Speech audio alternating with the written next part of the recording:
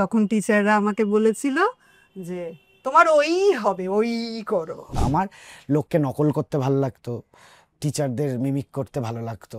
একটা নাটক first show আমাকে যেই এক্সপিরিয়েন্স দেয়, আজকে যখন 22তম শো করি তখন সেই এক্সপিরিয়েন্সটা পাল্টে গেছে। কিন্তু আমি আরেকটু বেশি 0.5 বেশি পছন্দ করি হচ্ছে ওই প্রি প্রোডাকশন টাইমটা।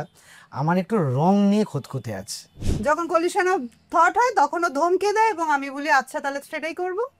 যেমন আমাদের নতুন নাটক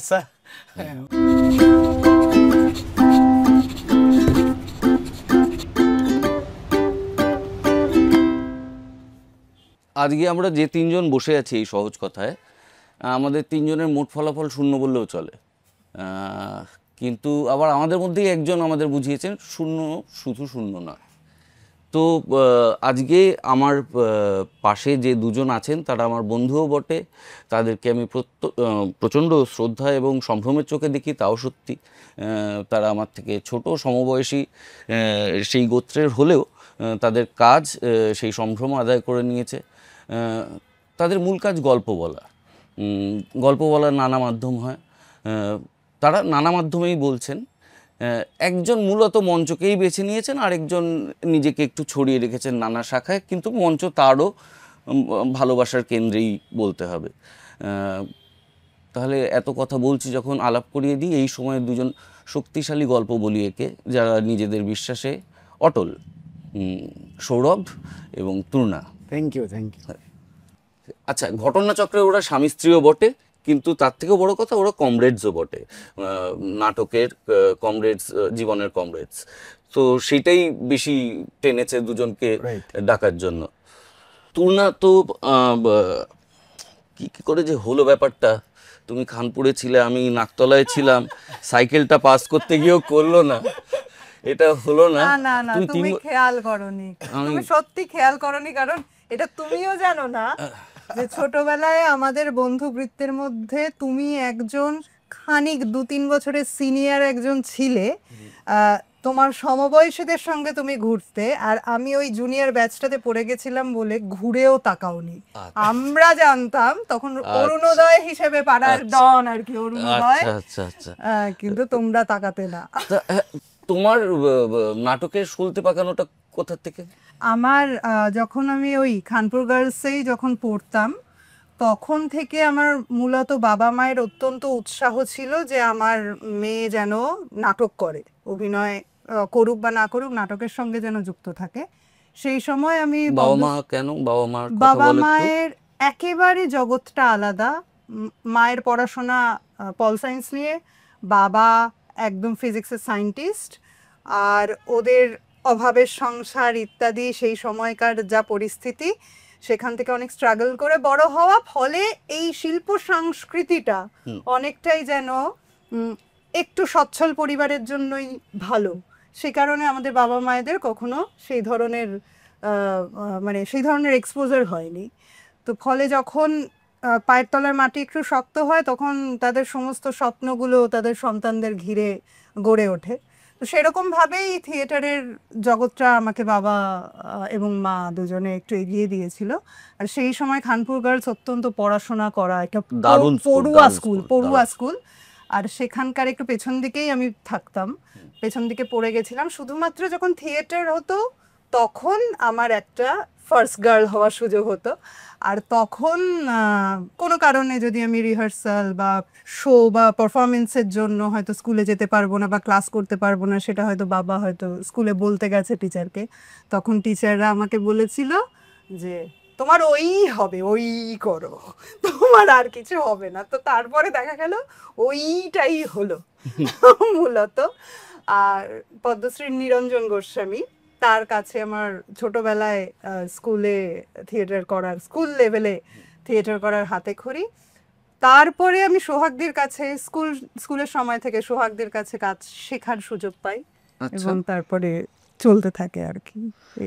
এই যে ওই হবে, সেই প্রসঙ্গে আরেকটা জিনিস আসছে, তুমি যখন বড় হচ্ছে, এই প্রশ্নটা আমি অনেককেই করি, আমি এটা দেবরাজকেও করেছিলাম, তোমার তো আরেকটা গুণ প্রকাশ পাচ্ছে যে মেয়েটা গায়ে ভালো।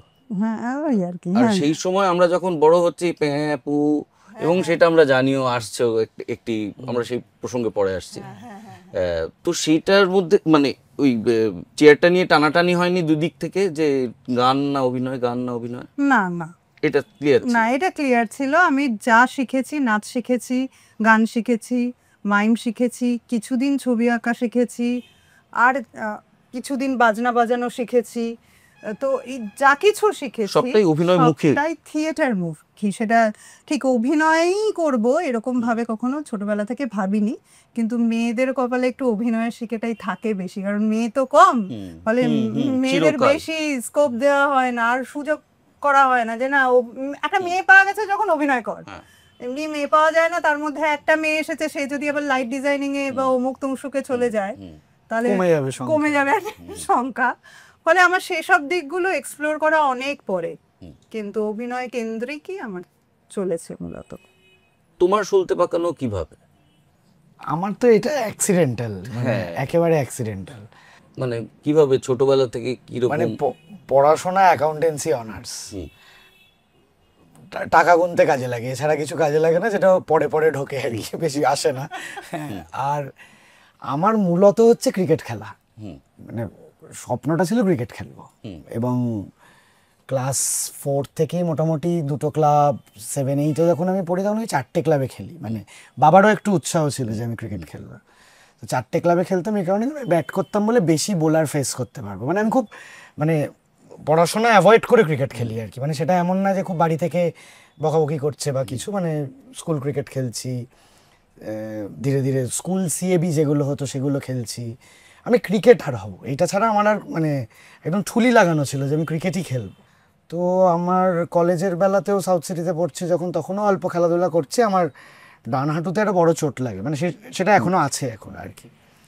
এবং সেটা ওই মাঝে মধ্যে ওই ফলস হয়ে যায়। তো সেইটার জন্য আর আমার পরে যখন ট্রিটমেন্ট হয়েছে দুটো হাঁটুরই, জানা গেছে যে আমার হাঁটুটা নাকি জন্মগত একটু দুর্বল স্ট্রেংথ ওয়াইজ, যেটা আমার মায়েরও, যে হাঁটু একটু স্ট্রেংথ কম। ওই জন্যই সবসময় বলতো যে কোনোভাবে যেন ওজন না বাড়ে, মানে আমার আজীবন যেন ওজন না বাড়ে, তাহলে এটা একটু সমস্যা করবে আর কি। আরও প্রফেশনালি খেলাটা আর পসিবল হয়ে উঠলো না। এবং ক্রিকেটটা খুব কস্টলি খেলা, মানে যেটা আমাদের বাড়ির পক্ষে আর একটা মোমেন্টের পর, বাবা একটা সাধারণ চাকরি করে সম্ভব না। মানে একটা সময় বুঝতে পারছি যে আমার মানে আমি সালটা বলছি রাফলি 2004-05 আমার একটা সেই সময় দাঁড়িয়ে 7,000-7,500 টাকার ব্যাট দরকার। সেটা হিউজ 2004-05, কারণ তখন কিটের বাইরেও অনেক খরচ আছে, প্রচুর। আমি সুস্থ থাকতে আমার খরচ আছে, এবং 4টে ক্লাব খেলছি, মানে আমি একটা গ্লাভস, এক পেয়ার গ্লাভস সারাদিনে 4 জায়গায় ব্যবহার করতে পারছি না, ঘেমে যাবে। হ্যাঁ, মানে একটা হিউজ, একটা ফুটবল থাকলে ফুটবল খেলতে, কেন ফুটবল খেলতে সবাই নেমে পড়তে তুমি পারে, কিন্তু চারটে ক্লাবেই তুমি গ্লাভস ব্যবহার করতে পারবে যদি তুমি আমার মতো ব্যাটসম্যান হও অল্প সময়। হ্যাঁ, না আমি তো ম্যাচও খেলছি না যে তাড়াতাড়ি আউট হয়ে যাবো, আউট হলেও আমাকে ব্যাট করে যেতে হবে, নেটে খেলছি। তো এইটা একটা বড় কারণ ছিল, আর্থিকটা একটা বড় বিষয় ছিল, যে আমি বুঝতে পেরেছিলাম আমার অনেক বন্ধুবান্ধব ক্রিকেট নিয়ে পার্সিউ করেও আগামী দিনে পারেনি, যে আমাদের এই অর্থনৈতিক পরিমণ্ডলে সেটা সম্ভব না, রিয়েলাইজ করলাম। আর এই দিকে সলতে পাকানোটা হচ্ছে, এবং আমার একটা জিনিসই ভাল লাগতো, সেটা হচ্ছে পড়তাম পাড়ার ইংরেজি মিডিয়াম, ঠিক আছে, কিন্তু সেটা হচ্ছে বাবা দিয়েছিল বাড়ি থেকে কাছে বলে, খেলতে যেতাম দূরে দূরে, কিন্তু পাড়ার ইংরেজি মিডিয়াম মানে ইংরেজি বললে ফাইন হতো, যেমন হয় আর কি, মানে কিন্তু কাছে বলে ভর্তি করে দিয়েছিল, মানে বেলের আওয়াজটা শোনা যেত নিমালিপুরে। যদি ইংরেজি মিডিয়াম হলেও আমার বাংলাটা ভালো লাগতো পড়তে, বাংলা টিচার ভালো পেয়েছিলাম। তো এই টুকটাক অল্প বিস্তর লেখা, এগুলোর প্রতি একটা ভালো লাগা, দেখা। আমার ছোট পিসো সায়কে থিয়েটার করতেন, আর ছোট কাকা, যার সঙ্গে আমার এখন কোনো সম্পর্ক নেই যদিও, কিন্তু সেই সময় সে পঞ্চম বই দিকে থিয়েটার করতেন। তো সেই সুবাদে আমরা ছোটোবেলা থেকেই ওই চিতপুরে গিয়ে নাটক দেখা, একাডেমিতে এসে নাটক দেখা, এই একটা প্রসেসিং ছিল, মানে এই খেলাধুলার সঙ্গে সঙ্গে। যেহেতু পরিবারের দুজন একটু দূরের দূরের হলেও তারা ছিলেন থিয়েটারের মধ্যে, এবং লেখালেখির প্র্যাকটিস করে। এবং কলেজে গিয়ে যেটা একটু, কলেজ রাজনীতির সঙ্গে সঙ্গে একটা জিনিস আমার খুব প্লাস পয়েন্ট হলো, সেটা হলো ওই কলেজে লিটল ম্যাগাজিন, ওটা বন্ধুরা মিলে যে যা পারছি লিখছি, 2 টাকা করে বুকলেটের মতন বুক ফেয়ারে গিয়ে ময়দানে গিয়ে বসে পড়ে সেটা সেইটা একটা হেল্প করেছিল লেখার জন্য। এবং ওই কোনো আড্ডায় বসলেই আমাকে বলতো যে মানে তুই কথা বললে ভালো লাগছে, হ্যাঁ এবার তুই বেশ মজার কথা বলিস। এইসব করতে করতে এবং নানান লোকের সঙ্গে এবার পরিচয় হতে এখানে শুরু আমি করে। বাটেন করব একটু, এই যে কমেডির ইতিহাস বা স্ট্যান্ড আপ কমেডিয়ানদের যে ইতিহাস, সেখান থেকে শোনা যায় তাদের মধ্যে অনেকেই একটা সময় বুলিড হয়েছেন এবং তাদের এই কমেডি করাটা একটা ডিফেন্স মেকানিজম থেকে এসেছে। মানে তুই আমাকে বেটে কি বলবি ভাই, আমি আগে বলে দিচ্ছি, বেটে নিয়ে একটা জোক। হ্যাঁ হ্যাঁ ঠিক ঠিক। তো এরকম কিছু কি তোমার কখনো হয়েছে বড় হওয়ার সময়, কোথাও কোনো বুলিড হয়েছে যেখান থেকে তোমার মনে হয়েছে একটু মজার কথা, না, আমি নাকি হইনি। এটা নিজের থেকেই এসেছে? না I আমি don't know, হইনি, মানে। কিন্তু মানে সত্যি কথা বলতে আমাদের আশেপাশে প্রচুর মানুষ হয়েছে এবং মানে মানে বলতে আমার দ্বিধা নেই যে আমার হ্যাঁ, সেই সময় তো আমরাই। আমার মারফতও অনেকজন হয়েছে আর কি। মানে আমি হয়তো বহুজনকে বুলি করেছি, হ্যাঁ মানে যেটা সেই সময় আমরা জানতাম না। জানতাম না একদমই। মানে একটু মানে স্কুলের বন্ধু, সে একটু কথা বলার মধ্যে যেটা সোসাইটিগতভাবে আমরা মহিলা সুলভ বলি তারটা ছিল, তো সেই নিয়ে আমরা যাচ্ছে তাই করতাম আর কি। সেটা এখন খুবই গিল্ট ফিল হয়, খুবই। তার সঙ্গে আর পরিচয় নেই, মানে পরিচয় নেই ইন দ্য সেন্স তার সঙ্গে আর আলাপ নেই, এখন আর কথাবার্তা হয় না সেইভাবে। তো এগুলো আমরা করেছি অনেকটাই, সেটা ভুল অ্যাবসলিউটলি, না জেনেই। তো আমিও করেছি, আমরাও করেছি প্রত্যেকটা, মানে ওই সময়টাই আমরা জানতাম না, আমাদেরকে জানানো হয়নি বা পাড়ায় কালু বলে ডেকে ফেলেছি, মানে সে কালু বলে, মানে এটা এখন ভুল রিয়েলাইজ করি, তখন করিনি, মানে অ্যাবসলিউটলি করিনি। কিন্তু না, আমি বুলিড হয়েছি বলে হয়তো নয়, সেরকমটা আমার স্মরণে নেই, কিন্তু আমার ওই যে ওই বুলি করতে ভালো লাগতো।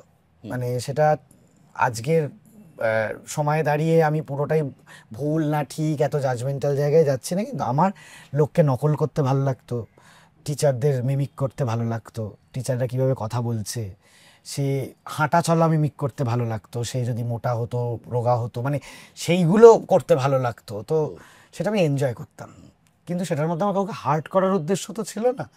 কিন্তু এখন করতে গেলে 10 বার ভাববো আর কি। হ্যাঁ, কিন্তু সেই সময় নকল করাটা একটা আর্ট হিসেবে Absolutely, গণ্য মানে হতো। মানে তোতলা কেউ স্ট্যামার করে, মানে গরুর গাড়ির হেডলাইটের মতন বিখ্যাত নাটকটাই হতো না যদি স্ট্যামার করাটা আমরা খারাপ ধরি। যে তুমি কাউকে তোতলামিটাকে নকল করছো, আজকে করলে তো আমি মোটামুটি কাঠগোড়ায় আর কি, মরাল পুলিশিং এ, মানে আমি যদি তোতলামির নকল করি, নারায়ণ গঙ্গোপাধ্যায়, সুকুমার রায় কিছুই পড়া যাবে না, কিছুই পড়া যাবে না। হ্যাঁ, মানে যাই হোক, মানে আমার সেই জায়গা থেকে হয়নি, কিন্তু আমার মজাটা ভালো লাগে। মানে এই কোনো একটা ওয়ার্ড থেকে যদি একটু দুটো মানে বেরোয় বা একটু পান করা যায়, তো সেইগুলো থেকে একটা গ্রো করেছিল লেখালেখির সূত্রে লোকজনের সাথে আলাপ, এবং জিএ নন ফিকশনে লেখালেখি করা শুরু হলো। এই লেখালেখি করতে করতে আমি পারফর্ম করতে শুরু করলাম, সবাই বলাতে আর কি। অডিশান দিয়ে আমি 2007-এ প্রথম পারফর্মার হিসেবে জিতে মিরাক্কেলে পারফর্ম করি, মানে 2007 তখন। প্যারালালি তখন আমি ওই নন ফিকশনগুলো লেখালেখি করি আর কি। এইভাবে এটা হয়ে গেল, এবং প্যারালালি ওই পথনাটক, রাজনৈতিক, সেটা কারণ, এছাড়া কিছু না।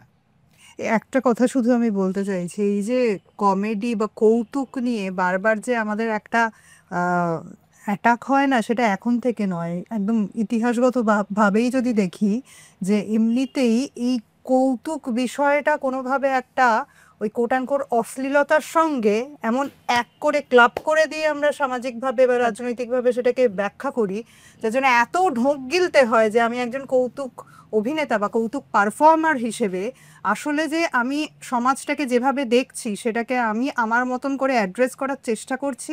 সেটা বিভিন্নভাবে হতে পারে, থিয়েটার করে হতে পারে, সিনেমা বানিয়ে হতে পারে, কয়েকটা বক্তৃতা দিয়ে হতে পারে, আবার কৌতুকের মারফতে হতে পারে, সেটা কৌতুক নাট্য হতে পারে, কৌতুক বিভিন্ন ধরনের পারফরমেন্স হতে পারে। কিন্তু আমার স্পেশালি খুব মনে হয়েছে যে এটা ভবিষ্যতে যদি কোনো রিসার্চার এই বিষয়টা নিয়ে হয়তো অনেক লেখা হয়েওছে বা ভবিষ্যতে আরও বেশি কাজ করার জায়গা আছে, এই যে বারবার একটা সময়ের পর থেকে, মানে কিছুদিন আমরা কৌতুক অভিনয় বা কৌতুক পারফরমেন্সকে একভাবে গ্রহণ করি, তারপর একটা পুলিশিং শুরু হয়, সেটা ব্রিটিশ আমলেও বারবার এসেছে এবং তার পরবর্তীকালেও বারবার যতক্ষণ না আমার অস্বস্তি হচ্ছে। হ্যাঁ, এবং সেইখানেই এবং যে সেটা এত খুব সাবজেক্টিভ হয়ে যায়। হ্যাঁ আমার অস্বস্তি কোথায়? হ্যাঁ একদমই সেইখানে একটা ঢোক গেলার জায়গা তখন আমাদের। আবার ওই 20-30 বছর বাদে বাদে আবার ঢোক গেলা, আচ্ছা আমি ওটা করেছিলাম, ওটা আমি ওভাবে বলতে চাইনি, আমি আসলে এইভাবে বলতে চেয়েছিলাম। আবার একটা ব্যাখ্যা করার জায়গায় যেন আমরা চলে আসি। এই মুহূর্তে আমার ওই কৌতুক পারফরমেন্স নিয়ে কোথাও একটা অবজারভেশন যে আবার আরেকটা পুলিশিং হয়েছে, যে কৌতুক পারফরমেন্স এবং অশ্লীলতা এবং নীতিবিরুদ্ধ কিছু প্রশ্ন ইত্যাদি নিয়ে আমরা বড্ড বেশি সেন্সিটিভ হয়ে আছি। আমার একটা অত্যাশ্চর্য জিনিস মনে হলো যে তুমিও মিরাক্কেলে চলে গেলে পারফর্ম করতে। তুমি শুরুতেই মঞ্চে তোমাকে যারাই দেখলো একদম হৈ হৈ করে গ্রহণ করলো, কিন্তু মানে আমরা যখন থেকে জানি, তার আগেও তো নিশ্চয়ই পরিশ্রম হয়েছে, কিন্তু তোমাদের দুজনের কথাতেই একটা জিনিস আছে যে তোমরা সামনেটাতে শুধু সন্তুষ্ট ছিলে না। তুমিও বললে যে আমি মেয়ে বলে আমাকে শুধু অভিনয়ের সুযোগটাই বেশি দেওয়া হয়েছে, পিছনটাকে আমি এক্সপ্লোর করতে পেরেছি তো পরে। ক্যাপ্টেন হুড়া তো তুমি নিজে ডিরেক্ট করেইছো, কিন্তু ঘুম নেই এর যে ক্যাপ্টেন হুড়া ডিরেকশন আমি মেন চরিত্র। মেন চরিত্র না, ঘুম নেই এর অত্যাশ্চর্য সেটটা তো তোমার কস্টিউম। তোমাকে এই পিছনটা এক্সপ্লোর করা বা তুমি যখন পারফর্মার হয়ে সাকসেসফুল হয়ে গেছো তারপর পিছনে চলে যাওয়ার মোটিভেশন পাওয়া যায়। আমি তখনও প্যারালালি পিছনেই লেখালেখি করছি, বা ওই আমার সবসময় না একটু টেকনিক্যাল কাজ। তুমি তো রক্তের স্বাদ পেয়ে গেছো, কি জানি আমি পাইনি বোধহয়। আমি কিন্তু খুব এই যে যেটা মানে তুমি একজন অভিনেতা হিসেবে যে মানে চোখ মুখ উজ্জ্বল করেই রক্তের স্বাদটা বলছো, আমার কিন্তু সেটা ঘটেনি। কারণ আমি কিন্তু খুব তৃপ্ত হই না তূর্ণা বা তুমি যতটা একটা নতুন চরিত্র ভালো পাঠ করে স্বাভাবিকভাবে যেটা হও, মানে আমি যদি কিছু বানাই সেখানে যদি তোমরা দুজন যখন অভিনয় করছো সেটা যখন একটা দুর্দান্ত পর্যায়ে পৌঁছচ্ছে, আমি ভালো ঘুমোই। মানে আমার সেইটা খুব স্যাটিসফ্যাকশান দেয়। এবং ওই পাশাপাশি ওই যখন আমি পারফর্ম করছি, আমি তখন ওই প্রোডাকশনটারও মানে ওই শোটারও এবং অন্য রিয়েলিটি শোয়েরও ওই পোস্ট প্রোডাকশন দেখতাম আর কি। পোস্ট প্রোডাকশন ডিরেক্টর নামক যে পদটি হতো, সেইগুলো এডিট, আমার সবসময় অ্যাট্রাকশন টেকনিক্যালে বেশি। তো আমার বানানোর দিকে রক্তের স্বাদটা আমি ওখানে পেয়েছিলাম। যে যখন আমাকে একটা কোনো রিয়েলিটি শোতে ওই কোনো একজন পারফর্মারের বলছে ওর বাড়ির রিয়েলিটি ফুটেজ শ্যুট করে আনতে হবে, বাড়ি হচ্ছে কোলাঘাটের দেউলটির ওখানে, তো আমি আনন্দে আত্মহারা যে আমি শ্যুট করতে যাবো। কারণ আমি তাহলে এই সেট ফেটে আমার ভালো লাগছে না, আমি ওখানে গিয়ে আমি একটা টিম নিয়ে আমি শ্যুট করব একদম। মানে তখন আমার ফার্স্ট ইয়ার, আমার হাতে খড়ি হবে আর কি, মানে আমাকে কেউ করতে দেবে অ্যাসিস্টের বাইরে, মানে অ্যাসিস্টের বাইরে আমি অ্যাকশন বলে আমি শ্যুট করবো। তো আমার এই বানাতে ওইটা রক্তের স্বাদ হয়েছিল আমার, যে এইখানেই তো তৃপ্তিটা। কিন্তু পারফর্ম করতে ভালো লাগে না তা নয়, পারফর্ম করতে ভালো লাগে, কিন্তু মার্কস তো করছো। হ্যাঁ, মানে ওই যে তখন আমি ওটা ডিরেক্ট করি না, মানে আমি এখন একদম মানে খুব ফার্মলি চেষ্টা করি নিজে ডিরেক্ট করলে নিজে পাঠ করব না। কারণ আমি প্রথমত আমি ওই গ্রামারটাই জানি না কি করে দুটো একসঙ্গে করা সম্ভব হয়। আমাকে ক্যালকুলেশনারই বাইরে, সেটা সিনেমার ক্ষেত্র থিয়েটারের ক্ষেত্র, মানে আমি বুঝতেই পারি না ধরনটা কিভাবে সম্ভব। তো আমার কাছে রক্তের স্বাদটা না বানাতে পারলে বেশি। আর তোমার ক্ষেত্রে পিছনটা কেন টানলো?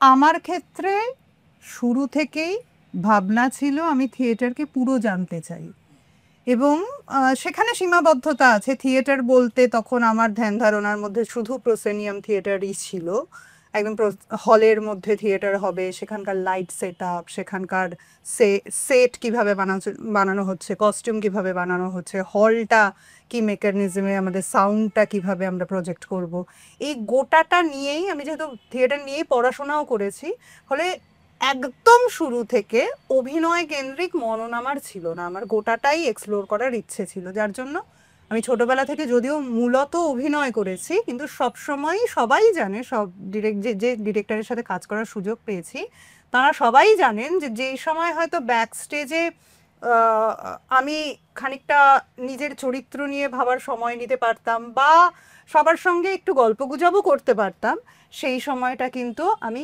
স্টেজ সেট আপের দিকে যতটা পারি মন দেওয়ার চেষ্টা করি। কিভাবে লাইট ডিজাইন করছে ডিরেক্টর, তার লাইট ডিজাইন বা সেট ডিজাইন বা কস্টিউম ডিজাইনের মধ্যে তার কি ভাবনা রয়েছে, এই দিকে কিন্তু আমি খুব ছোটোবেলা থেকেই, মানে খুব ছোটোবেলা মানে স্কুল লেভেলটা পাশ করেই যখন আমি থিয়েটার করা একদম পুরো দমে থিয়েটার করতে শুরু করি, তখন থেকেই কিন্তু আমার মনটা ছিল। কিন্তু সবসময় একটা বাধা মনে হতো নিজের জীবনে যে আমি মেয়ে হয়েছি বলেই আমার এগুলো নিজে হাতে করা হলো না। এবং আরেকটা জিনিস, যে দীর্ঘদিন থিয়েটার করতে করতে একটা মনে হচ্ছিল যে আমারও যে কিছু বলার আছে, আমি শুধু অভিনেতা হিসেবে ডিরেক্টরের হাতের একটা একটা কি বলবো, একটা টুল হিসেবে শুধুমাত্র নিজেকে ব্যবহার করার বাইরেও আমারও যে কিছু বলার আছে, সেটা বলার জায়গাটা একমাত্র বোধহয় ডিরেক্টোরিয়াল কাজ। সেক্ষেত্রে আমি কয়েকটা কাজই করেছি। রিসেন্ট পাস্টে আমি করেছি বীরাঙ্গনা কাব্য, হ্যাঁ, অপরাজিতা বলে একটি নাটক করেছি। তৃপ্তি মিত্র একসময় একক অভিনয় করতেন, সেটা আমি ডিরেকশন দিয়েছি। আরেকটা করেছিলাম কেয়ার অফ একলাটি বলে। ওইটা বোধহয় তোর প্রথম ডিরেকশন। হ্যাঁ, কেয়ার অফ একলাটি আমার প্রথম ডিরেকশন। আমি নীলদা অভিনয় করতে, ওটাও তো ইচ্ছে মতো।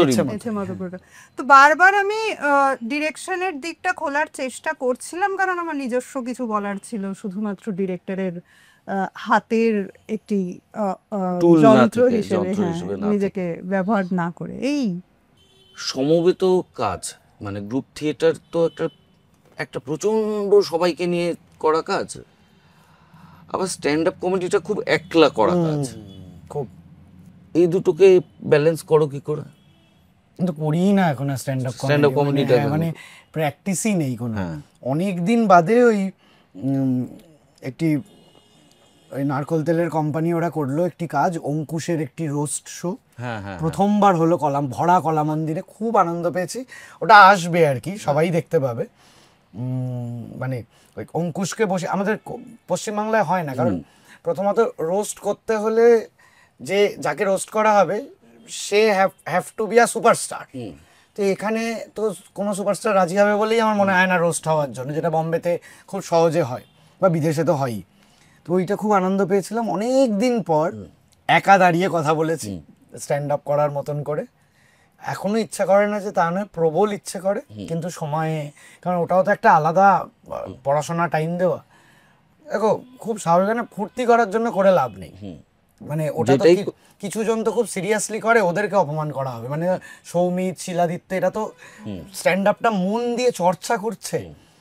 একদিন গিয়ে একটু বারফাট্টাই করলাম, ওদের থেকে তুলনামূলক লোকে আমাকে বেশি চেনে বলে হয়তো ওকে 30 জন দেখতে এলে আমার 60 জন দেখতে আসবে, সেইটা এনকেজ করার জন্য যদি করে ফেলি, বাজেই করব। মানে তার থেকে যেটা করছি করি, মানে যদি সময় দিতে পারি করবো, না হলে করবো না।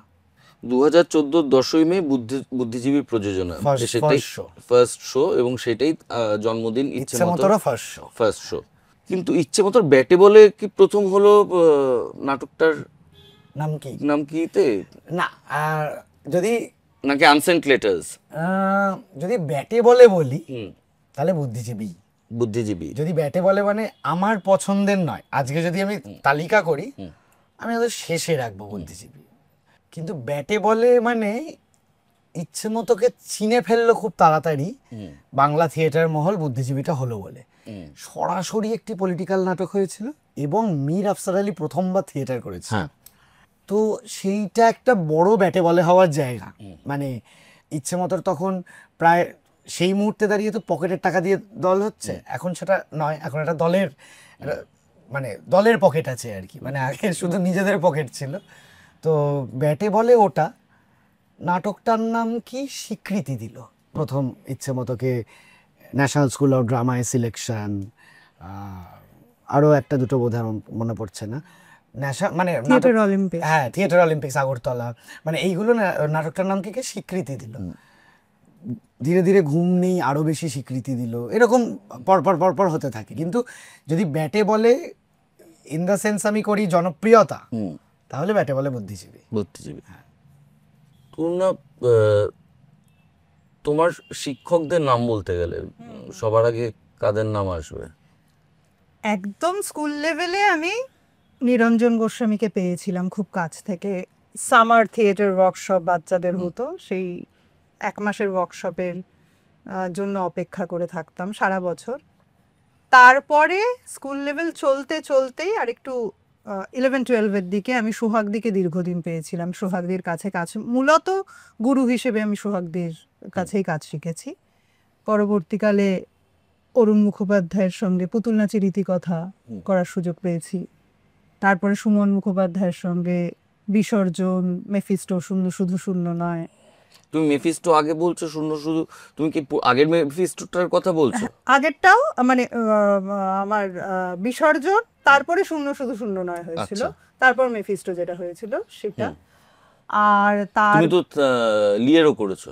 না, লিয়ার তুমি করো? লিয়ার আমি করিনি, তখন বিসর্জন চলছিল, বিসর্জনে আমি করতাম। বিসর্জন যেটা গৌতম দা ছিল, হ্যাঁ গোবিন্দ মানিক। হ্যাঁ, ওটাতে গোবিন্দ হ্যাঁ, মানিক। ওটাতে অপর্ণা চরিত্রটা আমি করতাম। গৌতম দা ছিল গোবিন্দ মানিক্য করতো। হ্যাঁ, না, গৌতম দা রঘুপতি। গৌতম দা হ্যাঁ, গৌতম হালদার রঘুপতি, বিপ্লব বন্দ্যোপাধ্যায় গোবিন্দ মানিক্য, আর জয়সিংহ করতেন কৌশিক সেন। হ্যাঁ, আর তারপরে উষা গাঙ্গুলির সাথে কাজ করার সুযোগ পেয়েছি চণ্ডালিকাতে। আর অঞ্জন দত্তের সাথে একটা চান্স পেয়েছিলাম ওই অবনী অপেরাতে একটা করেছিলাম। তবে দেবেশ দার সাথে এইরকম বিভিন্ন রকম চলছে। দেবেশ দার সাথে এখন আন্তিগুনে করছি। আমি সুযোগ দিলাম। ও হ্যাঁ, ওর বয়সে আরেকজনও সুযোগ দিয়েছে, অর্ণ সুযোগ দিয়েছে। অর্ণ, আমি এগুলো থাকে না লিস্টে, এগুলো বড় অ্যাক্টরদের লিস্টে আমি দেখেছি অর্ণও বলে, আমিও থাকি না লিস্টে। ওরা তো আমার বন্ধু, ওরা আমাকে কি সেই সুযোগ দেবে? ও তো সমবয়সী, ও তো ছোট। হ্যাঁ, ইনফ্যাক্ট আমি সুযোগ পেলাম, সেইটা বলা বেটার। তুমি একটা কথা বলো যে থিয়েটার করে সার্ভাইভ করতে গেলে তোমাকে নানা কিছু করতে হবে। আচ্ছা, তোমার এই যে ফেলোশিপ করে যাওয়া, এটা কি সবসময় ভালোবাসা নাকি কিছুটা সার্ভাইভালের জন্য বাধ্যতা? আমার সার্ভাইভাল বলতে, যখন থেকে আমি মনে করেছি যে আমি ঠিক সবার মতন পথে চলবো না, তখন থেকে একটা মননও আমাকে তৈরি করে নিতে হয়েছে যে ঠিক সবার মতো পথে আমার যাবতীয় চাহিদা পূরণও হবে না, আমি সেভাবেই চলবো। আমার একটু পুরনো জামা কাপড়, একটু রোদে হাঁটা, রিক্সা না নেওয়া, এরকম বিভিন্ন ধরনের একটু কম খাবারে, কম দামি খাবারে দিন কাটানো, পুষ্টিকর খাবারে দিন কাটানো কিন্তু কম দামি, এই সব দিকে আমি খুব ছোট থেকে, একদম স্কুল লেভেল থেকেই ওভাবে তৈরি করেছিলাম আমি নিজেকে। যতটা সম্ভব আর পাঁচজন যেভাবে নিজেদের সংস্থান, মানে পেটের সংস্থান করার জন্য যেভাবে ভাবে, আমাকে সেভাবে ভাবলে চলবে না, এটা আমার টাস্ক। এটা আমাকে কঠিন বলো তো? খুব কঠিন, খুব কঠিন, এটাই ইটসেলফ একটা টাস্ক। হ্যাঁ, এটা একটা টাস্ক। তো আমি বলছি না যে পুরোটা করে উঠতে পারি, ইচ্ছে কি করে না একটু দামি রেস্টুরেন্টে খাই, কিন্তু সৌরভ খুব কাছ থেকে আমাকে দেখেছে যে আমার সেই সংযমের একটা প্র্যাকটিস আছে, ফলে চাহিদাটা খুব কমে গেল। এবার আমার যেটুকু চাহিদা রয়েছে, পেট চালানো, কিছু কিছু আনন্দের মুহূর্ত একটু এনজয় করে কাটানো, সেটার জন্য থিয়েটার এনাফ। সেটা বিভিন্ন ধরনের রিসার্চ ফেলোশিপ আছে, এবং আমি পড়াশোনা ভালোই বাসি, থিয়েটার নিয়ে কাজ হলে, রিসার্চের কাজ হলে ভালোই লাগে। ফলে এবং আমাদের থিয়েটার যেভাবে চলে, যে স্ট্রাকচারে চলে, তার যেটুকু আমরা সাম্মানিক পাই, তাতে এনাফ, তাতে এখনো পর্যন্ত তো অসুবিধে হয়নি। ভবিষ্যতে অসুবিধে হলে তখন ভাববো, এখন চলছে ভালো। অঙ্ক কি কঠিন?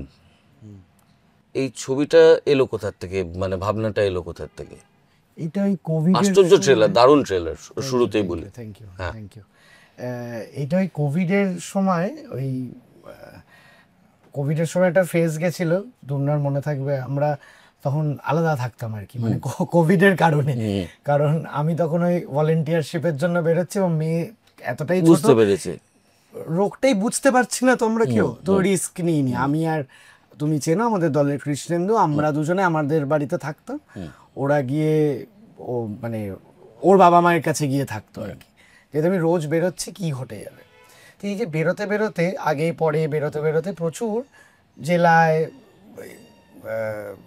সুন্দরবনে ওই কান্তি গাঙ্গুলিদের ওখানে প্রচুর আমফানও হয়েছে সেই সময়। হ্যাঁ, এই গিয়ে ঠিক ওটা শেষ হওয়ার পর মুহূর্ত থেকেই খবরে আমরা সবাই পড়েছি, এবং সেটা সত্যি দেখতে পেলাম, এক গাদা বাচ্চাদের অবৈতনিক স্কুল বন্ধ হয়ে গেল। এই যে বন্ধ হয়ে গেল আর খুললো না, বন্ধ হলো তো সব স্কুলই, মানে আমাদের কলকাতার বড় বড় স্কুলগুলোও বন্ধ হয়েছে, কিন্তু প্রচুর সরকারি স্কুল বন্ধ হয়ে গেল, হাজার কে হাজার, এবং সেগুলো আর খুললো না, বহু আজও খোলেনি, এখনো লিস্টিং আছে, এক গাদা খোলেনি। তো এই যে খুললো না, তখন মনে হলো যে এই যে যে বাচ্চাগুলোর জন্য জামা কাপড় দিতে যাচ্ছি বা যেখানে যেখানে যাচ্ছি, একটা প্রশ্ন মাথায় খুব স্ট্রাইক করলো যে ছোটবেলায় আমরা সবাই ফেস করতাম, কি রে বড় হয়ে কি হবি, পাড়ার প্রতিটা এরকম একটা কাকু বা জেঠু থাকতো যে ধরে জিজ্ঞেস করতো বড় হয়ে কি হবি, এবং আমরা আমাদের মনের মাধুরী মিশিয়ে প্রায় প্রতি সপ্তাহে আলাদা আলাদা জিনিসপত্র বলতাম। কোনোদিন বলতাম সচিন হবো, তো কোনোদিন বলতাম প্লেন চালাবো।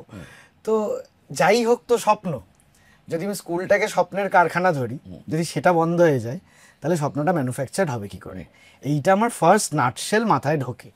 তারপরে সৌমিতের সঙ্গে আলোচনা করি, সৌমিত আমার কো রাইটার, সৌমিতের সঙ্গে আলোচনা করি যে সৌমিত আমারও খুব কাছের মানুষ। ও আচ্ছা, আমরা একসঙ্গে খোলামকুচিও লিখেছিলাম আর হ্যাঁ, কি, হ্যাঁ। আর ওই নাটকটাও তো, যেটা তুর্না ভালোবাসার পদাবলী, হ্যাঁ, হ্যাঁ। ভালোবাসার পদাবলী। সৌমিত খুব প্রিয় বন্ধু। আমরা মজা করে বলি যে আমরা একসাথে লিখি কারণ আমরা কাছাকাছি থাকি, ভাড়া কম লাগে বলে, যে দূরে যেতে হয় না কাউকে। তো তো এই দুজন মিলে ও তো আলোচনায় বসে, প্রেমে পড়লে সাউথে থাকে, না হলে কখনো না হলে নর্থে থাকে, নর্থে থাকে। এখন খুব প্রেমে সাউথে আছে, হ্যাঁ। তো না হলে নর্থে থাকে। এই পোর্শনটা আলাদা করে সৌমিতের জন্য কি করেছিস ভাই, যাই হোক, তো এই আলোচনাটা গ্রো করে ওর সাথে, করে যে যে এরকম কিছু বাচ্চার গল্প বলা যায় যে কেউ ধর ডাক্তার হতে চায়, এবং এই হসপিটাল ক্রাইসিসটাও তখন চোখের সামনে দেখছিলাম ওই কোভিড মুহূর্ত থেকে, যে যদি এরকম পাড়ায় একটা সবাই মিলে একটা হাসপাতাল বানানো যায়, তখন মনে আছে প্রচুর সেফ হোম তৈরি হচ্ছিল যে রাখার জন্য, তখন তো এইরকম সাধারণ মানুষরাই সেই অর্থে হসপিটাল বানিয়ে ফেলছিল। তাহলে একটা বাচ্চা ছেলে মেয়ে, 3টে বাচ্চা ছেলে মেয়ে, যে ডাক্তার, ইঞ্জিনিয়ার, নার্স, একটা হসপিটালের জন্য দেখলাম এই 3টে প্রয়োজন, একটা ডাক্তার প্রয়োজন, সেবা শুশ্রূষার জন্য নার্স প্রয়োজন, বিল্ডিংটা খাড়া করার জন্য অ্যাপারেটাসের জন্য একজন ইঞ্জিনিয়ার প্রয়োজন। এই 3জন হলে আমার মনে হলো যে একটা পাড়ায় হাসপাতাল তৈরি করে ফেলা যাবে। 3টে বাচ্চা যদি স্বপ্ন দেখে যে ডাক্তার হবো, ইঞ্জিনিয়ার হবো, নার্স হবো, তাহলে বানাই না একটা হাসপাতাল। এবং আমাদের রাজ্যে জুড়ে এক গাদা এই রাজারহাট চত্বরে এই আন্ডার কনস্ট্রাকশন বিল্ডিং বন্ধ হয়ে পড়ে আছে, এখানকারই বাচ্চা কাচ্চা। গল্পটাও একদম সত্যি জায়গায় আমরা শ্যুট করেছি। এই যে ওই যে বিশ্ব বাংলা, ওইটা কি বলে, যেটা সেই গোল মতন ওপরে রেস্টুরেন্ট, ওপরে রাজারহাটের বিশ্ব বাংলা গেট, ওইটা থেকে 5-10 মিনিট বসতি হেঁটে গেলে। তারাও বলে আমরা কলকাতায় থাকি এবং নিউ টাউনে থাকি, এবং নিউ এবং টাউন দুটো শব্দই ওদের পরিবেশটার সঙ্গে যায় না, ভালো করে জলটাও পায় না। তো তারাও নিউ টাউনে থাকে, এবং ওই রেস্টুরেন্টে যে খাচ্ছে বা একটু গাড়ি নিয়ে এসছে সেও নিউ টাউনে থাকে। দুজনের আধার কার্ডের অ্যাড্রেস প্রায় এক, একটুখানি হেঁটে যেতে হয়, কিন্তু জীবনটা একেবারে আলাদা। এবং কাজকর্মগুলোই ডিপেন্ড করে আছে এই নিউ টাউন চত্বরে কত বড় লোক আসছে, তাহলে ওদের কাজকর্মগুলো বেটার হবে। যত বড় লোক আসবে রান্না করতে রাখবে, সুইগি জোম্যাটো ডিমান্ড বাড়বে, নানান রকম প্লাম্বারের কাজ বাড়বে, এরকমভাবে তাদের ডিমান্ড বাড়বে। তো ওরা শুরু করে হচ্ছে ফাঁকা বাড়িতে হাসপাতাল বানানো। এই যে এই হাসপাতাল, পড়াশোনা বন্ধ হয়ে যাওয়া, কিন্তু স্বপ্নটা রয়ে গেছে যে ডাক্তার, ইঞ্জিনিয়ার আর নার্স হবে। এইটাকে একটা কোল্যাব করে দুজন মিলে তারপরে গল্পটা তারপরে ফিকশনটা শুরু হলো আর কি, যে পরিবার পরিজন তৈরি করা। মানে নাটশেলটা হচ্ছে কোভিড, স্কুল বন্ধ, স্বপ্ন দেখে ফেলেছি, কিন্তু স্বপ্ন গড়ার কারখানা বন্ধ, মানুষরা মিলে হাসপাতাল বানানো সম্ভব। এবার আমার জিজ্ঞাসা করতে যেটা ইচ্ছে করছে, ফিল্ম মেকিং এর তোমার সব থেকে ভালো লেগেছে কোন প্রসেসটা? যখন তুমি আর সমীর মিলে ওই রোদ্দুরে বসে বসে গল্প ফাঁদছিলে, নাকি তারপর যখন ফ্লোরে গিয়ে ওটাকে এক্সিকিউট করছিলে, নাকি পোস্টে, নাকি এখন রিলিজে? রিলিজ মনে হয় লিস্ট ফেভারিট, তাতে তোমার কাজ সব থেকে কম। আমার কাজ সব থেকে কম, ওই তবু আমি মনে করি না তো, হ্যাঁ মানে আজকের ডেটে দাঁড়িয়ে ডিরেক্টরের প্রচারের দায়িত্ব আছে, মানে একদম হাত তুলে নেওয়ার মতন যা পরিস্থিতি, এমনি লোকে হলে যায় না, তাতে যদি একটু ঝাঁপিয়ে পড়ে 2 লোককে বেশি আনা যায় তো ক্ষতি কি। তবে ওই প্রসেসগুলোর মধ্যে যখন লেখা তৈরি হচ্ছে, এর থেকে ভালো কিছু তো হয় না। কিন্তু আমি আরেকটু বেশি 0.5 বেশি পছন্দ করি হচ্ছে ওই প্রি প্রোডাকশন টাইমটা আমার একটু রং নিয়ে খুঁতখুঁতে আছে।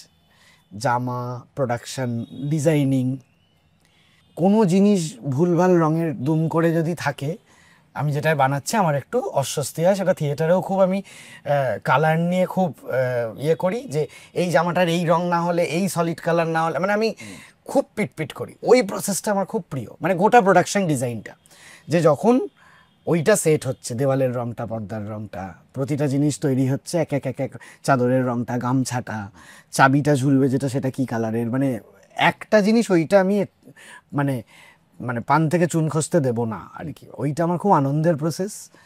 আর পোস্ট প্রোডাকশনটা তো সেই ওই ছোটবেলার ফার্স্ট কাজ, তো পোস্ট প্রোডাকশনে রাত্রিবেলা, মানে পোস্ট প্রোডাকশন যারা করে তারা সারা রাত জাগতে পারে, আমি এটা মনে করি, ছোটবেলা থেকেই দেখেছি, অভ্যাস হয়ে গেছে যে সারা রাত এডিট হবে। এইটার মধ্যে আমার একটা ভালোবাসা আছে, তবে লেখার থেকে একটু বেশি হচ্ছে প্রোডাকশন ডিজাইন। তোমরা তোমার কখনো, আমি জানি, আমি কোনো মিডিয়ামকে ছোট না করেই বলছি, টেলিভিশন অভিনয়টা মূলগতভাবে আলাদা, একটু অন্যরকম, কিন্তু সিনেমার অভিনয়টাকে তোমার কখনো এক্সপ্লোর করার ইচ্ছে হয়নি? আমার খুব বিরোধ কিছু নেই, কিন্তু ওই যেটা হয় যে তুমি যেটা করছো সেটার মধ্যে এক্সপ্লোর করতে করতে যদি নেশায় বুঁদ হয়ে যাও, তখন আর অন্য দিকটা যদি তেমন ভাবে প্রয়োজন না পড়ে, যেভাবে চলতে থাকা যায়, আমার তো চলতে থেকেছি আর কি। আমার ওরকম ভাবে সিনেমা, যদিও আমি কালকেই ওকে বলছিলাম যে এখনো আমাকে এই কথাটা এখনো শুনতে হয় যে থিয়েটার করছো বা চালিয়ে যাও, চালিয়ে যাও, হবে আস্তে আস্তে তুমি সিনেমা সিরিয়ালের চান্স পাবে।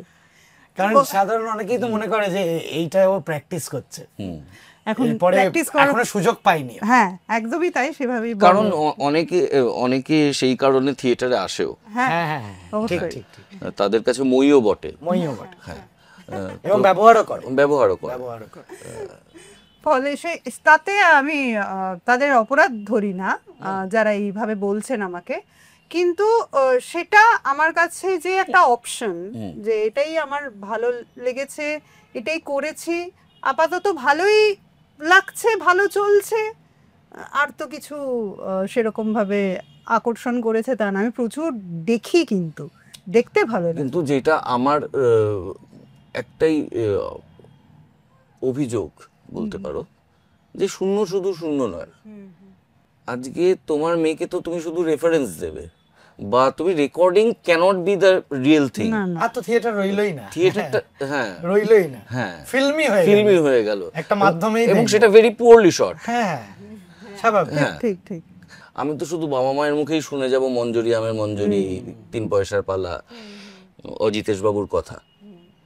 তো এই যে না থাকাটা তোমাকে ভাবায় না? আমি একটা প্রমোশন করার সুযোগ পেয়েছি, আমি করে নিই। শূন্য শুধু শূন্য নয়, 26শে মে আবার হবে লালদা নাটকটা। এই প্রমোশন আমরা সৌভাগ্যবান, প্লিজ পুরোটা বলে দাও। লালদা হ্যাঁ। 26শে মে, হল এখনো ফাইনালাইজ হয়নি, কিন্তু ডেটটা আমাদের ব্লক হয়ে গেছে। শূন্য শুধু শূন্য নয় আবার হবে, আমার মেয়ে দেখার সুযোগ পাচ্ছে। না, ও তো আগের শোটা আমার সঙ্গে বসে দেখেছে। না না, আমি তোমার মেয়েকে একটা জাস্ট উদাহরণস্বরূপ হ্যাঁ, বললাম। মানে ওর মেয়েও যাতে দেখতে পায় আর কি, মানে কথার কথা আর কি। না, এটা ভাবায়, কিন্তু এটা নিয়ে ভাবনা করা বা এটা নিয়ে রিসার্চ করাটা আমার কাজ নয়। আমার কাজ সৃষ্টি করার মধ্যে থাকা, এবং বহু টেকনিক্যাল টিম তৈরি হয়েছে এখন, ছোট ছোট বহু ছেলে মেয়ে কাজ করছে, ছোট ছোট তাদের সেট আপ নিয়ে কাজ করছে। আমার মনে হয় তারা যদি কোনোভাবে উৎসাহিত হয় এবং এই নাটকগুলোকে কিভাবে প্রিজার্ভ করা যায়, হ্যাঁ তো মানে ভবিষ্যতের জন্য রাখা যায়, বিভিন্ন মাধ্যম তৈরি হয়েছে, এটা তাদের কাজ। আমার এ ব্যাপারে কোনো মুনশিয়ানাও নেই, আমি জানি না টেকনিক্যালিটি। আমি জিনিসটা তৈরি করার মধ্যে থাকতে পারি, সেটা হতে পারে অভিনয়ের মধ্যে দিয়ে, সেটা হতে পারে ডিরেকশনের মধ্যে দিয়ে। থিয়েটার ততটা আমি বলতে পারবো, তার বাইরে কিভাবে সেটাকে বাঁচিয়ে রাখা যেতে পারে, আদৌ বাঁচানোর সেই দায় আছে কিনা, সেটা সেই বিষয়ের রিসার্চাররা বা সেই বিষয়ের টেকনিক্যাল টিম বলতে পারবে। প্রথম ছবি করছো, কিন্তু স্টারকাস্ট বলতে মানে ওই 3টে বাচ্চা, অবশ্যই পার্ণমিত্র আছেন, অত্যন্ত গুণী অভিনেতা প্রসূন, যাকে ঘুম নেইতে দেখে আমরা চমকে গেছি। কিন্তু প্রসূন তো মানে লেটস ফেস ইট, মানে ইকোনমি নয়। এবং তার সাথে কৃষ্ণেন্দু আছে, বুদ্ধ বোধহয় আছে, মানে সব বাঘের বাচ্চারা আছে, শঙ্কর দেবনাথ আছেন, উষসী আছে, উষসী অনেক আছে, অনেকেই, হ্যাঁ। এবং থিয়েটারের প্রচুর মানুষ, যাদের নাম বললাম তারাও সবাই থিয়েটারেরই। এই লিপ অফ ফেথটা কি করে নিলে, জানি না, মানে গল্পটাই নেওয়ালো নাকি? হ্যাঁ মানে আমি এতটা ভাবিনি, মানে আমি তো সালমান খানের ফ্যান, ছি ছি ছি সিনুনি ছি। এটা না মানে এটা ওই বাইপোলারের মতন ব্যাপার, বুঝলো তো। সালমান খানের ছবিটা যেদিন রিলিজ করে, আমি এই যে বড় বড় জ্ঞানের বাকতাল্লা ঝাড়ি চারিদিকে গিয়ে সব ভুলে যাই। আমি ওই দিন হলে থাকি না। তুই বল সৌমিতের ভাষায়, তুই কি আদৌ সালমানের ডিভোটি? আমরা যেমন শাহরুখের ডিভোটি, আমি সালমানের, আমি শাহরুখের ডিভোটি। ওই একটু চাপা ফাপা দিয়ে দিয়েছিল বলে একটু কেমন থমকে যাই মাঝে মধ্যে। আমার ভালো সেলফটা বলে ওই মানুষটার কি করে ফ্যান হওয়া যায়, কিন্তু তাও না, ওই শৈশবকে কোথায় আমি পারি না, মানে ওই লোকটা হাসলে আমি নিজের সঙ্গে নিজে কথা বলে কি খারাপ অভিনয় করছে বুঝতে পারছি, কিন্তু আমি লোকের সামনে বলতে পারবো না। না না, মাঝে মাঝে ভালো করছে, না না, সব সময় ভালো, মানে আমি পারি না, আমি চোখ ঘোরাতে পারি না সালমান খানের থেকে, কিছু করার নেই। শাহরুখ বেটার না সালমান বেটার? না এখানে একটা ঘটনা, অভিনেতা হিসেবে আমার দিয়ে বলবো না, আমি শব্দটা আমার দিয়ে বলবো, আমার সালমানকে ভালো লাগে, আমি কোনো জাজমেন্টে যাব না। আমি শাহরুখ অ্যান্টি নই, আমি শাহরুখকে ভালোবাসি। এখন তো মানতে হবে, এত বছর এরকম ভাবে হয়নি। শাহরুখের সোয়াদেশ চাক দিয়ে আমি বহুবার দেখেছি, ইদানিং কালে বলছিস, যথেষ্ট তর্ক করেছি সেই নিয়ে, বলে লাভ নেই, কিন্তু এখন মাথা নত করতে হবে শাহরুখের। কিন্তু বড্ড কাঁপিয়ে হাসে না, বল না। না যাই হোক, ও আমরা শাহরুখকে দেখতে যাই, ও সব যাই হোক। হ্যাঁ, কি প্রশ্নটা ছিল? সালমান খান ঢোকে পুরো না, স্টার ছাড়া কি করে তোর সিনেমা হিট হবে? তুই তো স্টারের ভক্ত। না না, আমি তো ওই যে বললাম ওইটা আমার একরকম, কিন্তু আমি তো আবার শ্যাম বেনেগালও আছে, পাগলের মতন দেখিও। তো আমি তো মানে কি বলবো, মানে জাইদি বালাওয়াতেরও ভক্ত। হ্যাঁ মানে তাকে দেখে তো লোকে জাফর বানাইও দেখেছে। হ্যাঁ মানে আমি মাজিদের সিনেমা দেখতে খুব অ্যাট্রাক্টেড। তো মাজিদি ঘরানার কাছাকাছি হতে পারে। এগুলো শুনলে আরো আর কিছু বলবো কিনা ভয় লেগে যায় আর কি, ঘুমাবে না। হ্যাঁ তো আমি মাজিদির ওই অনেক সময় হয় না, কিছু গান হঠাৎ ভালো লেগে গেলে লুপে শুনি। মাজিদ সিনেমা আমি এরকম ভাবে দেখতে পারি, শেষ হয়ে আবার শুরু করতে পারি। তো আমি না সত্যি স্টার কাস্ট নিয়ে ভাবিনি।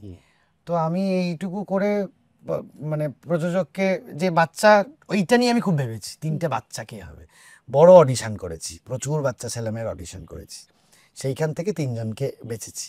তো বাকি একে নিলে চলবে, ওকে নিলে চালানো যাবে, হল ভর্তি হবে, টিভিতে বিক্রি হবে, ওটিটি বিক্রি হবে, এত ভাবিনি। তো সেইটা খানিকটা প্রযোজক রাজি হলো বলেই করতে পারলাম। আমার নিজের টাকা হলে হয়তো আমি জানি না, আমায় কেউ বুদ্ধি দিত, একজন চেনা ভালো প্রসূনের জায়গায় অমুককে ভাব, তাহলে একটু ওই কি হয় পাওয়া যাবে।